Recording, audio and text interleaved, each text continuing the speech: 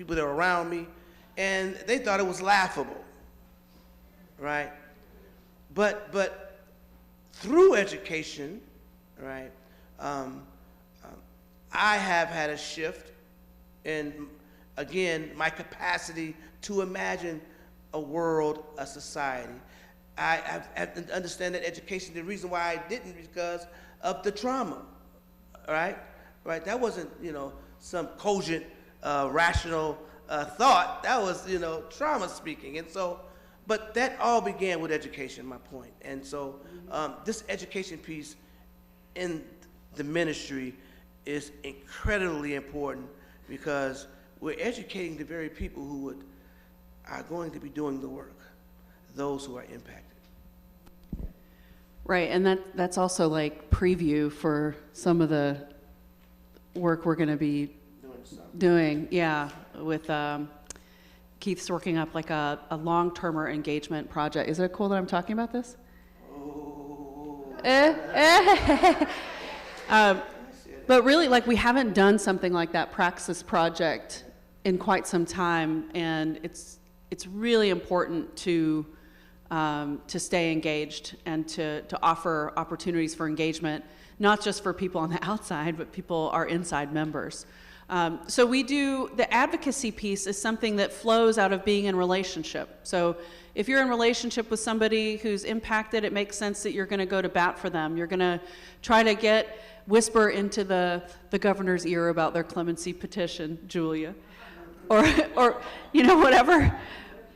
All the ways that we try, because it's somebody you care about, right? So it's not just some abstract idea of like, you should do justice, right? This is real. These are connections. These are real relationships.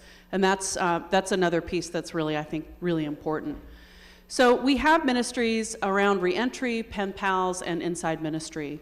And all of that is supported through education, and advocacy is like a natural outflow from that engagement. So the pen pals, I think you're actually going to see, these are from you, Tracy. I think these are letters from Lonnie and to Lonnie. That's really sweet. The pen pal ministry, I mean, Keith, you could probably talk more about the pen pal ministry. Yeah, it's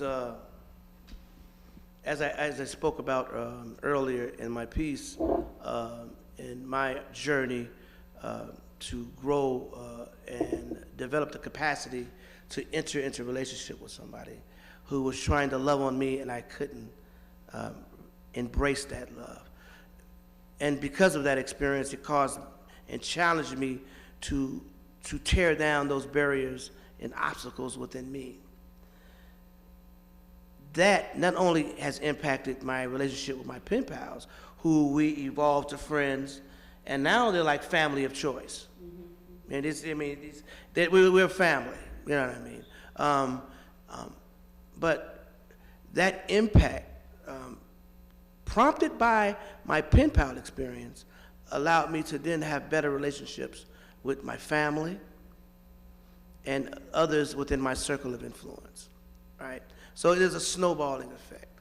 But it was all prompted by that initial love that was given to me by some strangers. It was all prompted by the Christmas cards. Oh my God, I should have talked about the Christmas cards.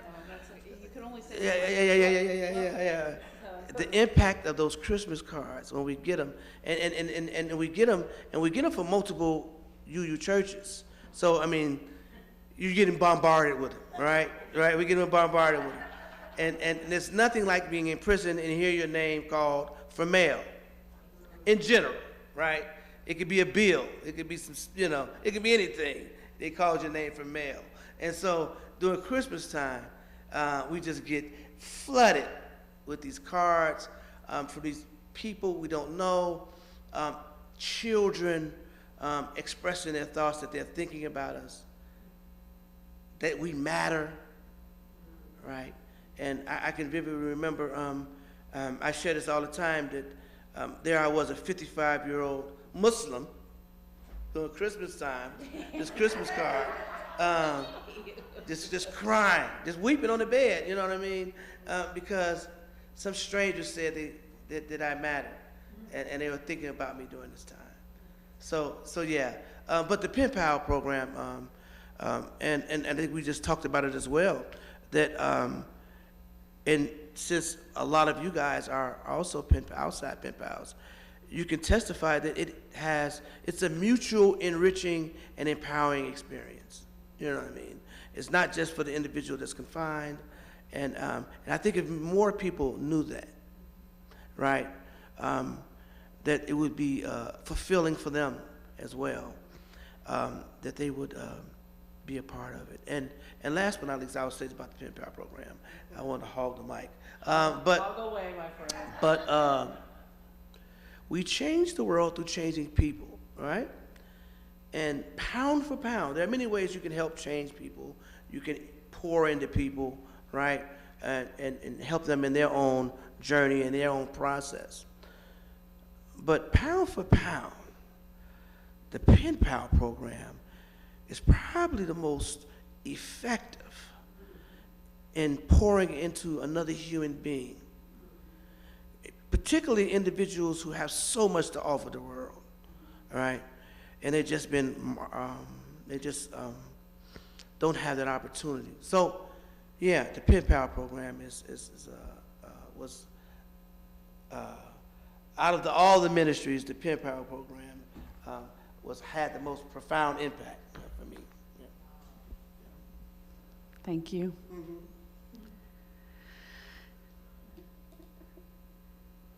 We also have a small ministry called the Solidarity Circles, and we train up Unitarian Universalists to welcome someone who's newly released and to form a circle of support. It is easier talked about than done, for real. We do training for it, and it is, the needs of folks when they get out are like wild. It's amazing what some folks think people have when they get out. I don't know, Keith, I don't know if you have anything to say about reentry as a reentry specialist. You want to educate about what do people get when they get out of prison? Well, okay. I have been just as impacted since the 80s. I've been confined 4 separate times. And so, yeah, it took some years to pull my head out of my butt. But again, nobody's beyond redemption, right? So, so I say that to say that I've seen Illinois' response to criminal justice in various ways, right? Because it shifts, from, punitive to, then you get into this era where it's more, more progressive, and then it goes back to, so I've kind of seen it all. And I would have to say that the time that we're in now, though woefully inadequate, is the best I've seen. It's the best I've seen. And I have to take my hat off to the work because that didn't happen in a vacuum, right? What happens for reentry now is that an individual is connected with, it gets their state ID before they leave, right? That was a huge hurdle, you know what I mean? But all that's integrated now in some facilities. Not all of them work as they should, all right? Not only do they get their state ID, they also get signed up for Medicaid, all right? So there's, the identity issue is coming out the door, and also their health care. With Medicaid going out, yeah, I want to get into that now. Yeah, it's daunting. But anyway, also, when a person comes out, if you're in a resource-rich area like Chicago, at least, I know when you're in areas like this, though the resources aren't there, but IDOC pays for 3 months of your housing at a transitional place. So you have, and you're also signed up for LINK or SNAP. So you have food, shelter, identification, and health care, right? Coming out the door. Give me some more details on that. I never heard that. Oh, really? Oh, that's why there's so many, there's a lot of transitional houses in Chicago who serve as individuals who are coming home. And because it's becoming like a racket now, you know what I mean? Because they don't really provide the holistic wraparound services that they may say they do, in their proposal. It's pretty much just housing, right? But even with that, that's something, right? They're not doing everything, but hey, if you got somewhere to stay for 90 days, right, that's funded by someone else, hey, and so what I do in my 9 to 5 is I coordinate the reentry department at Phalanx Family Services. It's a social service agency on the far south side of Chicago, and what we do is link individuals coming home with training and jobs. So what that looks like is someone comes home and he wants to be a truck driver, right? So we'll link him with the school. We'll pay the $5,500 tuition, so no debt, right? We'll pay him or her $20 an hour while she's in school, up to 20 hours a week. So that's potentially $400 a week. Now, remind you, their food is taken care of, their housing is taken care of, they have health care, and so free training for a career. But what happens and what sadly doesn't really fall through is that once they receive that training and they have their CDL in hand, the stigma still persists. So larger companies really don't hire ex-offenders, people who have been impacted, and so their lane is the medium-sized, small-sized companies, and our agency, who has a bias, I give them kudos for hiring someone like me who knows the things that they don't. However, there's definitely a difference the way my agency treats those who aren't impacted and those who are, right? And so we don't really have a robust job placement opportunities for those who, so we help them get the paper for, so you have to use what you can.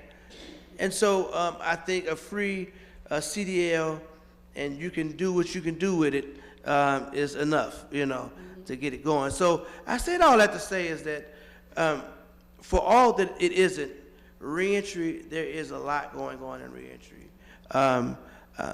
That if an individual is serious, I call it excuse busting services. Right, it does, because it takes all the excuses away. You get your housing, it takes all the excuses away. So that's what's going on in reentry right now. Thanks, that's really helpful. It's funny because I come from the perspective of being like, the state gives you nothing, and it's not necessarily true. Are you working on your Fitbit there? It's like talking to us. Almost there. 2 more steps, Keith. So yeah, I think part of it too is just that it can be a really vulnerable time, and not everyone gets hooked in with wraparound services. They might come home to, where they were at before in ways that do not serve their health and wholeness anymore. And so it can be a really tricky time.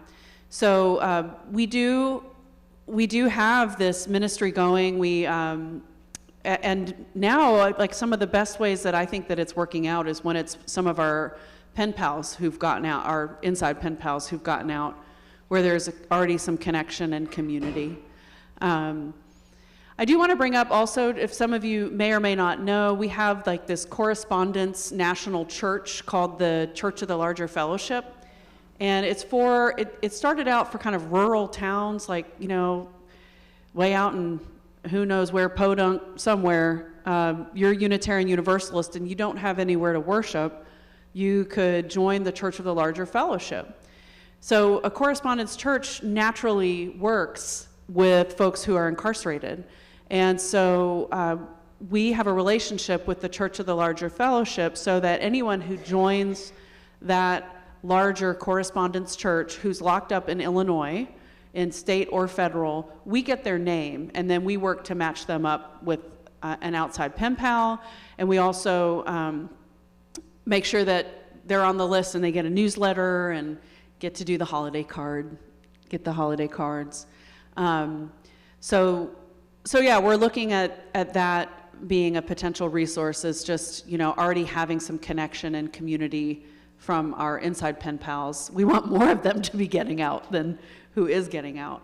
But if that's something that that Hinsdale's interested in learning more about, we do a training, and I can come and do that training. I have some folks who come with me.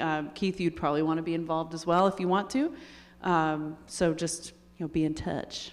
And that training you're talking about would be for Solidarity? For Solidarity Circle, yeah. And we do have actually next Saturday, we have an inside ministry training in Evanston, and that's going to be in person.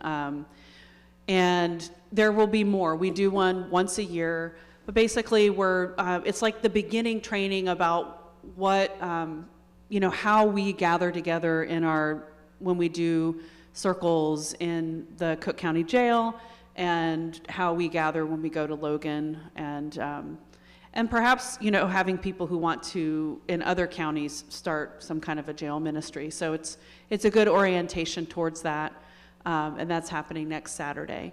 This is actually from COVID when we couldn't go into the jail, and so we joined this really fun, like, punk anarchist collective called Chicago Community Jail Support, and which is still going. It started during after a whole bunch of folks got arrested during the uprisings after the murder of Michael Brown. And it's just kept going every day. People are there to welcome folks when they get out of jail and make sure that they have a ride, they get water, snacks. Often people get out with no winter clothing. And so they have coats, hats, mittens. Absolutely. Yeah, now they've started to, they'll let out, they start to let people out later because they know jail support is there earlier. It's just, yeah. Go ahead. No, I just blurted something out that I probably shouldn't have. And this is jail, though. This is Cook County Jail. This is Cook County Jail, yeah. And you can do jail ministry at any county jail. So that's part of why we do these inside ministry trainings. We have men's and women's side going at Cook County. We have 2 groups on the men's, and we're going to eventually start a second group on the women's. So that's good. And just to share this win, I was at a facility, and we had a considerable amount of UU pen pals, or people who were in UU pen pals. And so in prison, all the services are conservative, right? I mean, there are no liberal voices or presence in prison. And so, and so we asked about getting a UU service, all right? And of course, they shut that down. And but what we were allowed to do was establish an interfaith meeting, right? Which kind of operated the same way, really. But yeah, and so we were able to start, and that was the only one in the state. But it was established because of individuals who have been exposed to UU through pen pals, who weren't Unitarians by faith, however, were exposed to Unitarian values, and as such, we were able to organize and mobilize, and get that established. All right. Yeah, and the tricky part is that as folks on the outside, we can't, in any way that IDOC can surveil, say, like, you should get yourselves together, because that's seen as a threat, right? So it's like everything has to be kind of through relationships with guards and, you know, kind of pulling strings with whoever, maybe the warden or, you know, whoever that person is in the facility. So, because, you know, when people start organizing in prisons, that could be a rebellion, you know, so. So part of it is just around, like, in the congregation, thinking about, you know, how we continue to lift each other up and just amplify the work that we're doing. And so some of you are engaged in that work, and, you know, it's really all about continued storytelling. This is the Hinsdale congregation has a really strong presence in our UU prison ministry, and we just really appreciate all the support and the uplift that you provide. And I think that, you know, there's lots of different ways to continue to be invited in. We have these connections with organizations that are doing wonderful work. You know, Keith, you talked about how the barriers for people when they're out. There's the Clean Slate Coalition, Ending Permanent Punishments is part of that. Restore Justice is a legislative advocacy group. The Illinois Network for Pretrial Justice.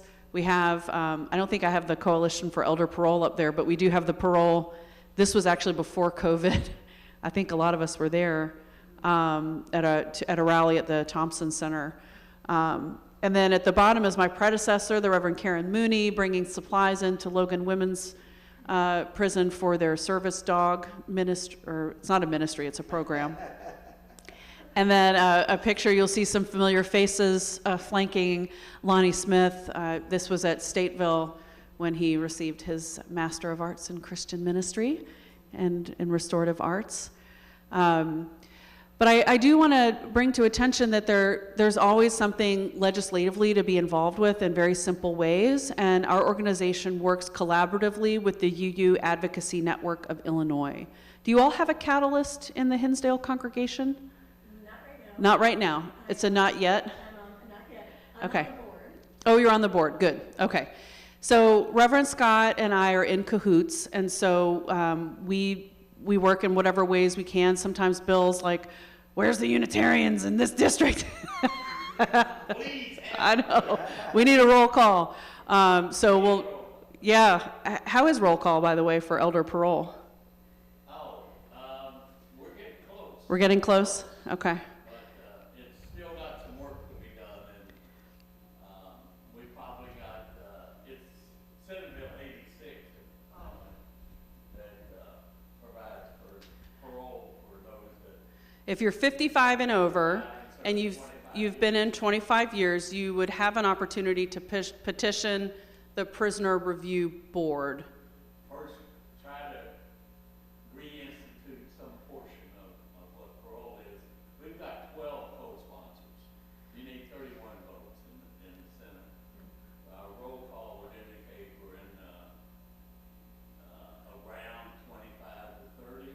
Mm-hmm. So we're getting close. Really close. And it's always this way. Anybody in this audience would like to join, let me know, and we have callers that are calling individual senators, and there's one specifically in Springfield that should be a plus that UUA and I are there, oftentimes is able to get a constituent from the community, which makes a difference. Otherwise, we're just calling them. So it's been, I mean, it's hard because ultimately you're going to have to get some approval from some of the decision makers, including the governor and the leaders. And Governor Pritzker is running for president and has actually been doing a good job, but he stopped giving clemencies about a year ago. Senate Bill 86 has got to at least have the tacit approval of the governor to go any place, and we're meeting with the lieutenant governor this week. All right, Julia, it looks like you have a couple more things to whisper into. I heard in the line 1,000 people who want to talk to us, but I'll be Try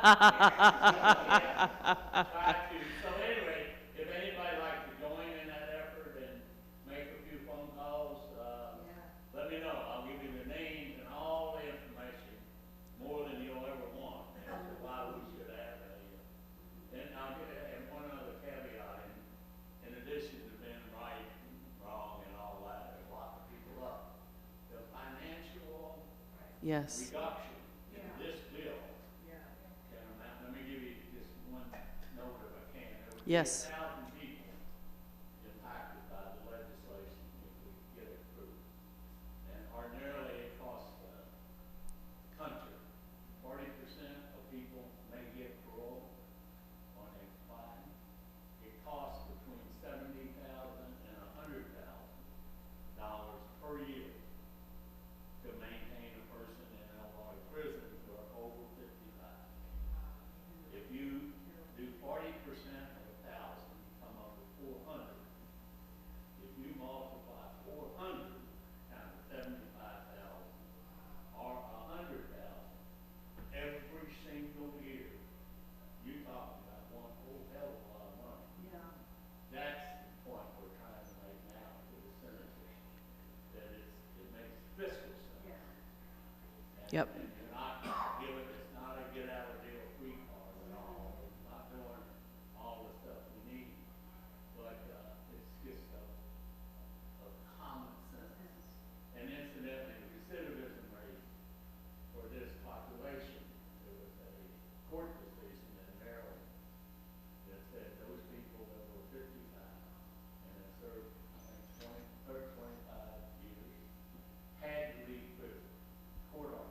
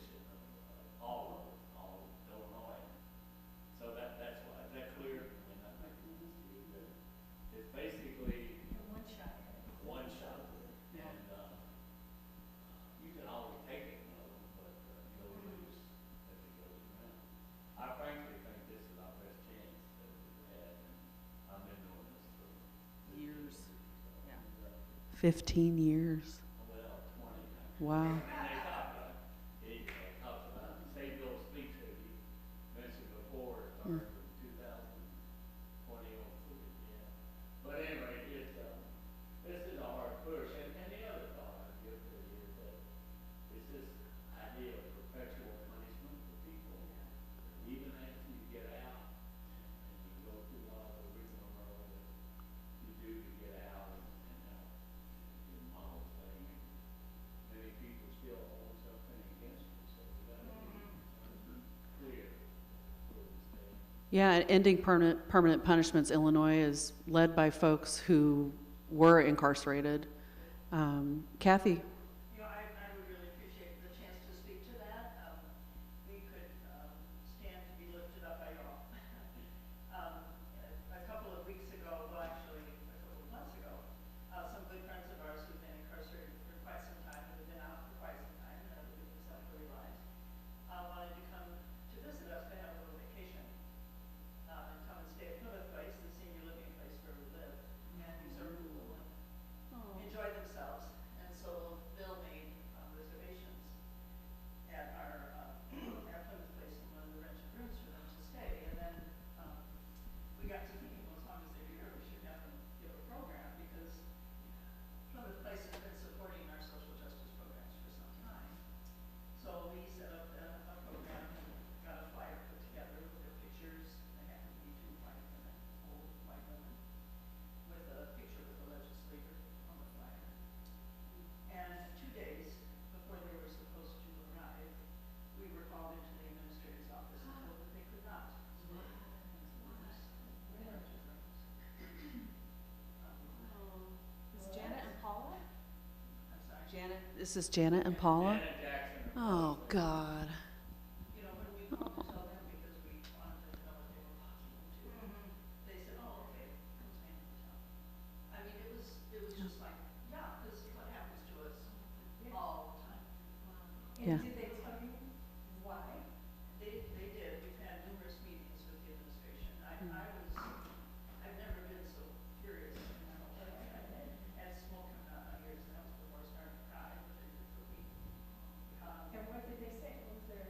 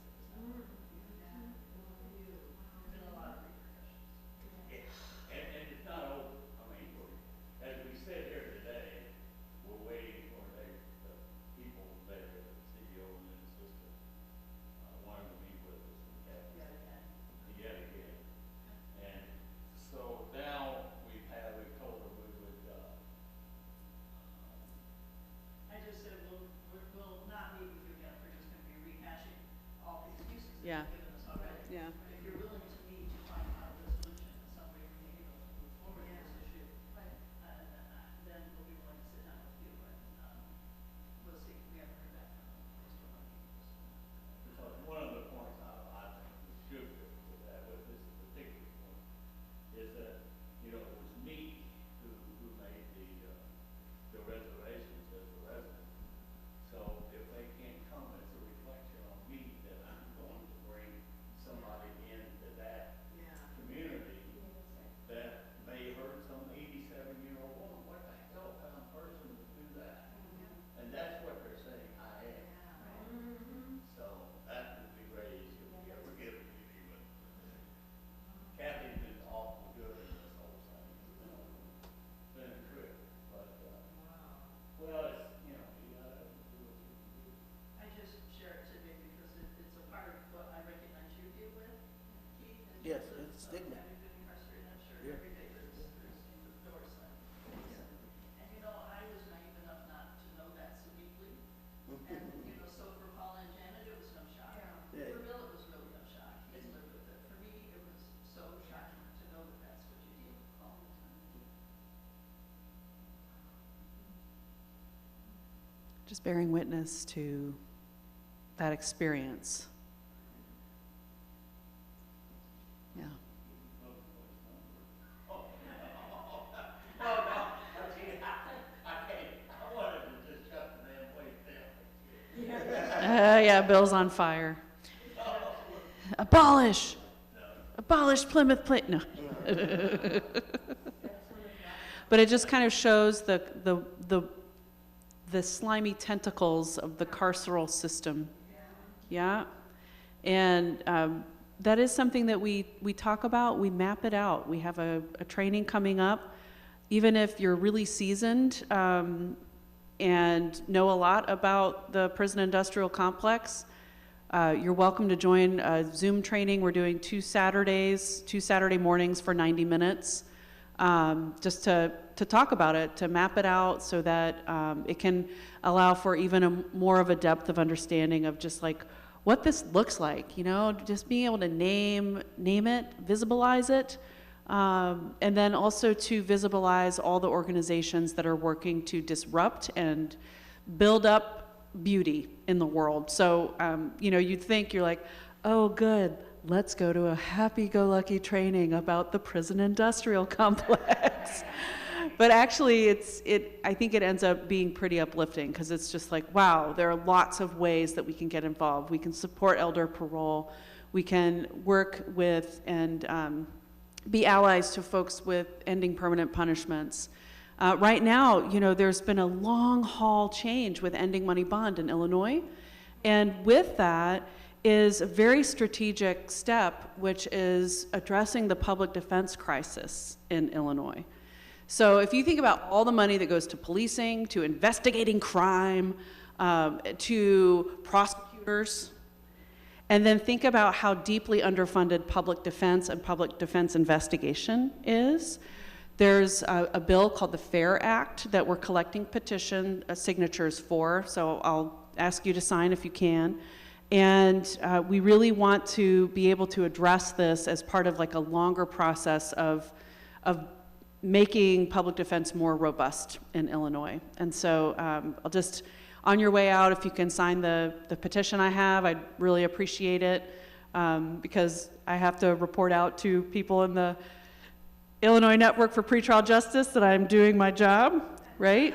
That's how it works, right? That's how we get things done, is we organize and are accountable to other people in community. So, well, other questions or responses that any of you have, because I know that you know, we've had a lot today. We've had some experiences, and we have some folks here for the first time ever in this congregation. Still staying. Thank you for staying. So glad. Yeah, go ahead. So one of the questions I have is we're looking at, you know, the possibility of really having elder parole here is, you know, senior people need some different supports. You know, a lot of them won't have 40 quarters in the Social Security system to be able to collect any type of Social Security. And, you know, it's a time of life where it's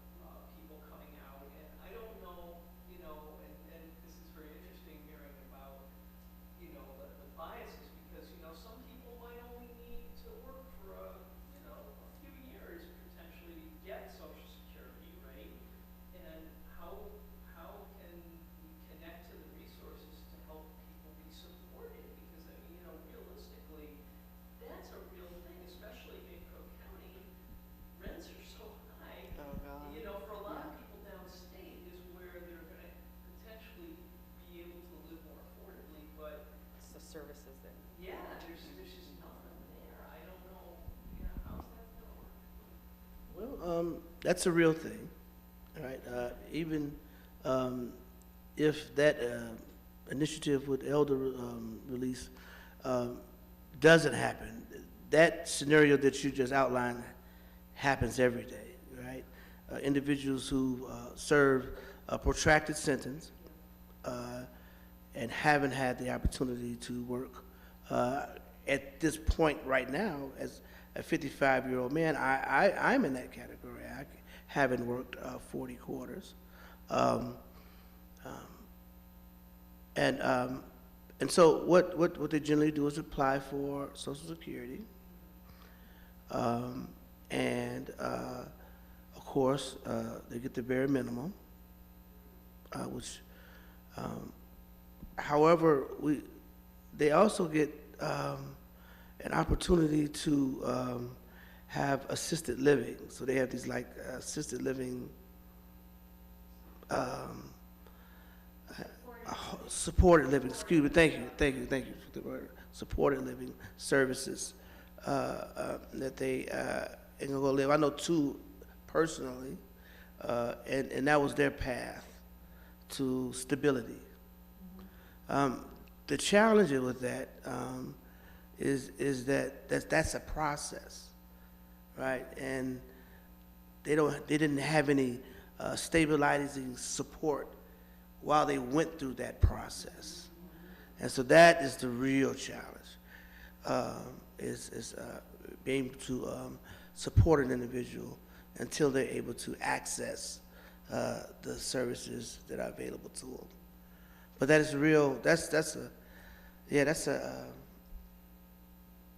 cause of a lot of anxiety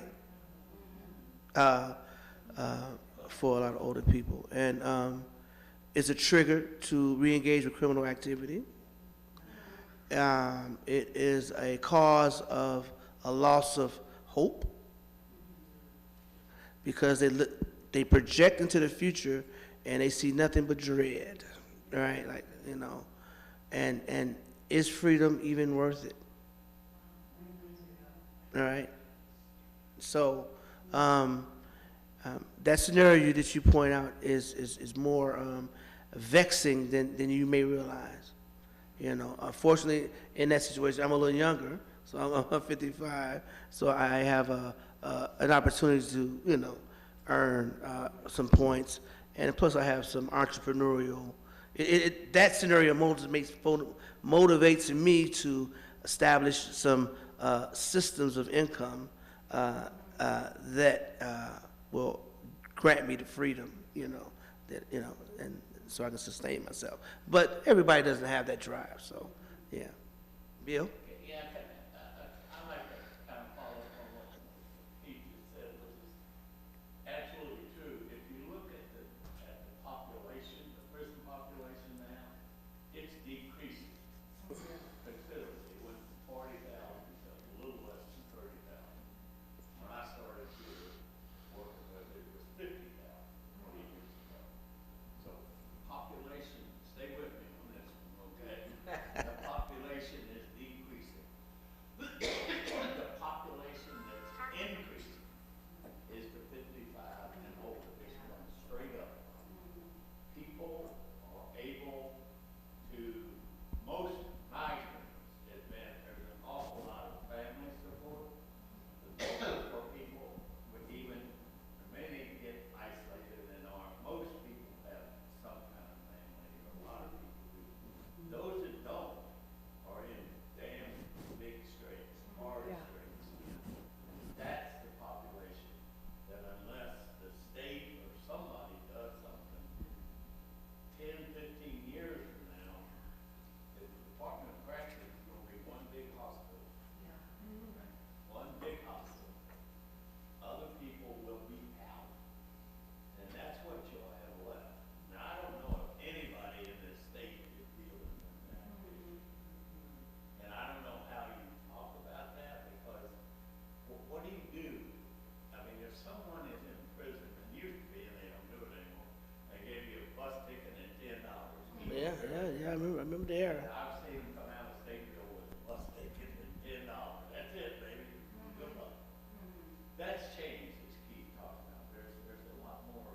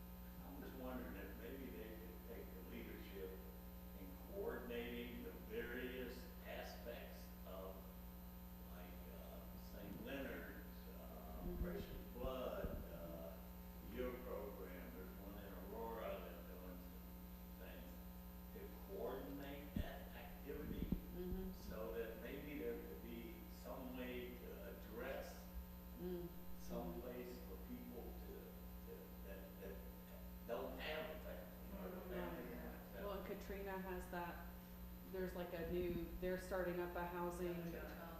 Oh, Katrina, where that is, yeah. I had a guy came to me, Arcade, you know, Arcade literally had no place to stay. And my wife had died, so I said, "Well, come on in here, baby." So he lived with me for a couple of years. But, I mean, there are people like Arcade that, well, I don't know what'll happen to them. So, Yeah. I don't know if there's a way for UUA and I to try to start that. Well, yeah, with UUPMI, we can, I actually just connected with somebody from St. Leonard's, and so I'm gonna meet up with him and have a tour, so we could address it. Precious Blood is a good one, man. Precious Blood, yeah. Do they do housing? Yeah, for both men and women, Okay. for a year, Oh. and it's a transition program for a year. And I wonder if any private foundations, you know, I think like maybe the Choice Foundation or some of these foundations that have been known to fund social service and family justice types of things. I don't know, yeah, this is one thing, it's kind of too bad that a lot of contents are closed, you know, because Yeah. a lot of them probably had lots of housing and work to be done and, you know, ways that people could find community as lay members, you know, and support this, you know, let's face it, most of those communities are getting much older too. And there could be some real synergies, there aren't that many. Yeah. There's a Catholic school 2 blocks from where I used to live. Well, And we were at 62nd and something down there, there's another one, that's not, I mean, maybe we could think of some plan. Bye, come back next Sunday. No, No, it's okay, I think we're going late. maybe there's some ways to pursue that and get a grant, Julia? address This it. is kind of a follow-up, it's a different topic, but did they come out registered to vote? Who? no, but what, in 2019, they passed a law requiring, no, well, you can vote. But we're requiring that, as part of your release, you, participate in a, 3-session workshop on knowing your rights.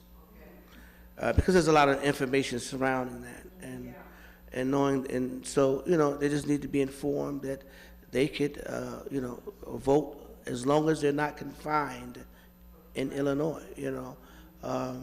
Even if they're in a county jail, and if they haven't been convicted, they can vote, right? They have a right, you know. Yeah, and so, that's the only program in the country that has legislated that that educational piece be provided for those going home. Yeah. Right. And to get it back to the ministry,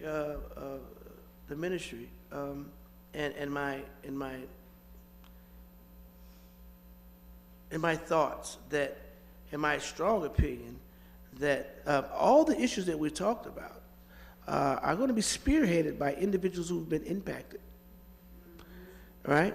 They you know, and those individuals have to be invested in on a human level and on an educational level. And the Pen Power program is a human investment, all right? And the educational program that we have is an educational investment.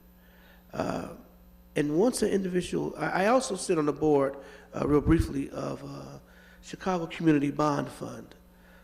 It was the organization that was paying the bonds before the passing of the Pretrial Fair Act, and there's no more cash bail. And so it's in a sunsetting period, and we're currently spending the money, you know, because it's a recurring fund. So as we get money in from a bond, you know, since we're not paying someone else's bond, we're spending the money. Anyway, we've franchised on our committee to make those decisions individuals who have been bonded out at some point, right? And you should see how engaged these individuals are, how political savvy and hungry they are, not only from benefiting from having been bonded out, but having been educated on the political process and being informed that they have agency within that system, and they just want to get involved, right? But that's all through the education process. And so if individuals are educated, right, then they can be organized and then mobilized, and they would be on the front lines to address issues that we're fighting. Yeah, or they organize themselves. And so that's the connective tissue that I like about the ministries that we provide. Yeah. Can I ask one question? I know we're winding down, and it has to do with restorative justice. Mhm. And, you know, because I'm thinking of it kind of like on the back end and the front end, right? So I'm sure, who's working on alternatives to incarceration, you know, and restorative justice processes? And, Yeah, and So they had all workshop at Unity Temple yesterday I know. on reimagining justice, and they did record it, and they made, if it's not garbled, if it's not too garbled to understand, they will share the link. So we're hoping, because it was an excellent workshop, there was I can't remember the names, but anyway, the person who started the Lawndale, yeah, Cliff. Cliff, Found those notes. Restorative Justice Court, and there's now 4 courts operating, and they're doing lots of alternatives, so. Timely question. And when I'm thinking on the coming out end, it's also, to me, restorative justice. Yeah, me too. That's why I do workforce development, Okay. and that's what I do, training and jobs. And I look at my job as restorative justice. I'm restoring individuals, restoring families, communities, by just getting someone gainful and steady employment, or training to acquire those things. Yeah, I can take a guy off the map. He's no longer, on the map for the possibility to offend. So yeah. There's also, there's an organizer with the Faith Coalition for the Common Good, which is in Springfield, named Kwani Barney, and he had been locked up for a while, and during his time when he was caged, he worked with other guys and created a reentry support group. And I was like, well, what was that like for long-termers? And he's like, they loved it. It's like, it just really helped people find a sense. They had circles, and they basically found a sense of community and healing, some accountability around like how they wanted to lead themselves now and what they envisioned for the future. And so he's been working with faith communities in Springfield area to support folks when they get out, and also to be able to run those circles. So yeah, that's another kind of like on the other end, RJ. Yeah. And sadly, on the front end, the stigma is still there, in the sense that what they've done is they've taken people who've harmed or offended and divided them into 2 camps, nonviolent and violent. And newsflash, this is a newsflash, just because you were arrested for a nonviolent offense doesn't mean you're not a violent person, right? You may have just committed an act of violence and went in Walgreens and stole something and got arrested for a theft, but it doesn't mean you're not a violent, and on the vice versa. Just because you are charged and convicted of a violent offense doesn't mean that you're a violent person. So, but that is what the system has been doing with regard to the way they award sentence credits and access to programming, access to other pathways which would allow individual to be released earlier, right? that somehow if you were arrested, convicted for a non-violent offense, you're seen to be safer than someone who was, of course, adjudicated for a violent offense. Yeah. Well, one thing I am confident in is that these conversations are not going to end because you are the Hinsdale congregation, and you continue to bring these conversations to one another when you get together as pen pals, and just want to encourage you to keep up those conversations. And, you know, the fact, you know, Kathy and Bill, that you were sharing your need for support, that's so beautiful. That's what we're here for, is to really support one another in what is often seen as a unique ministry. And so, you know, always reach out early and often when you need support. And of course, here is Reverend Beth here, which is so wonderful that you support the ministries here as well. So I just really appreciate this. And I can't tell you how fortunate I am to have a coworker, and Keith. So applause. Just really grateful for your experience, and see how easy it is. Right, I know, like quarter time, half time.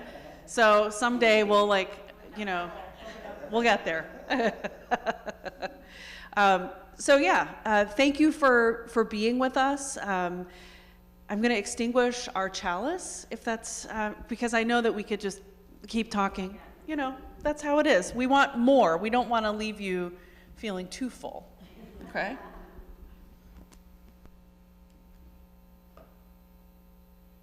And I would like a picture. I'd like a picture of you and Keith, and then I'd like, if people are willing to have their picture taken, I'd like a picture of everyone.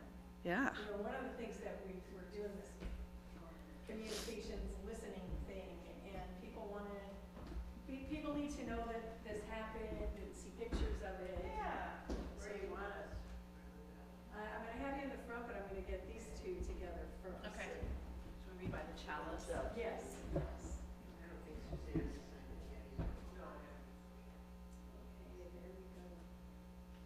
All right, okay, I'm gonna zoom in, smile, okay, gotcha. Very good. Okay, then I want, yeah.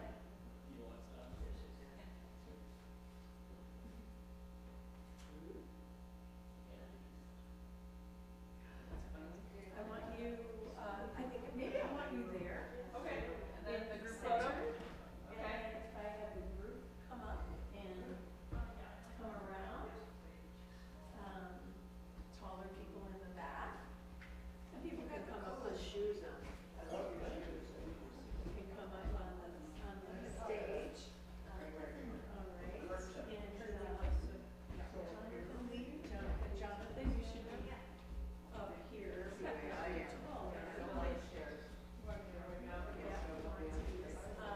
Jonathan, I want you to trade with Suzanne. Oh, I got Bill, who's tall. But you said you were a Virgo, right? Yes. And I take a lot of movement pictures, do you know what I mean, where you want to get everyone? In Yeah. fact, I think I'm gonna have, Bill and Kathy. Okay, that would work. Yeah. Good.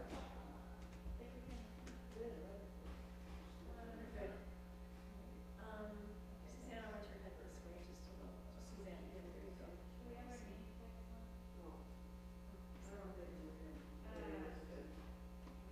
Right, we're gonna do a couple of these. Okay.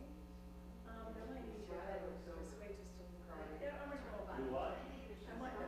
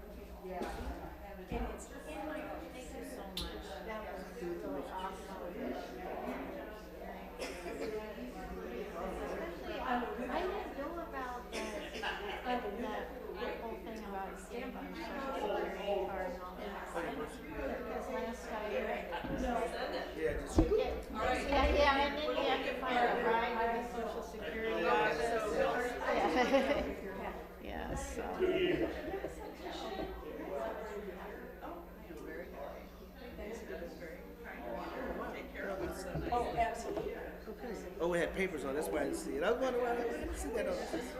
Yeah, I'm supposed to turn, my job was to turn this off, so that's why I'm,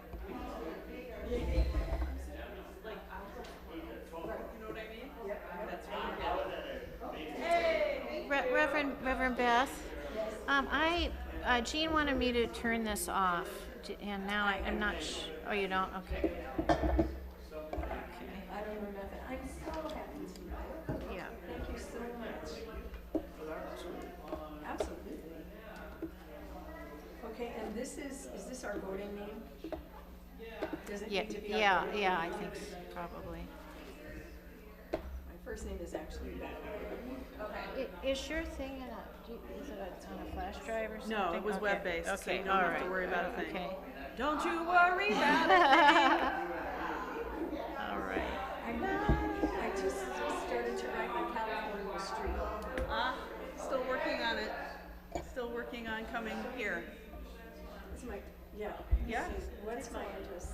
What is your address? 760 57th Street. Wow.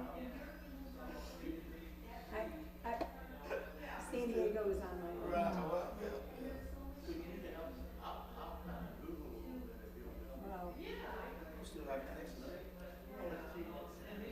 Here.